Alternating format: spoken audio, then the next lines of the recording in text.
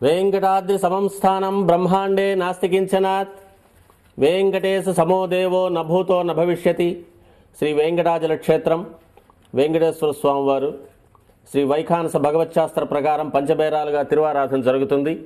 ధ్రువ కౌతుక ఉత్సవ స్నపన బలిబేరాలను విష్ణు పురుష సత్య అచ్యుత అనిరుద్ధ రూపాలుగా ఆరాధన జరుగుతుంది.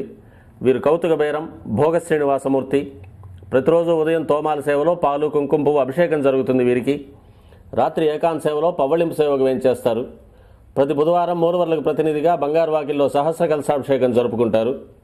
సుమారు 1500 సంవత్సరాల ముందు పల్లవ మహారాణి సమర్పించిన వెండి బింబము భోగ శ్రీనివాసమూర్తి. ధ్రువబేరం మూల విరాట్టు వక్షస్థలంలో మహాలక్ష్మి అమ్మవారు, పద్మావతి అమ్మవారు, శ్రీవత్సం, కౌస్తుభం, ముఖమండలంలో పచ్చకర్పూర నామం, కస్తూరి తిలకం, శ్రీపాదరేణం అనే మహాప్రసాదం, నవరత్న కిరీటం, రత్నాల సుదర్శన పాంచజన్యాలు, రత్నాల కర్ణపత్రాలు, భుజములందు నవరత్నాల నాగాభరణాలు, కట్యవలంబిత హస్తం,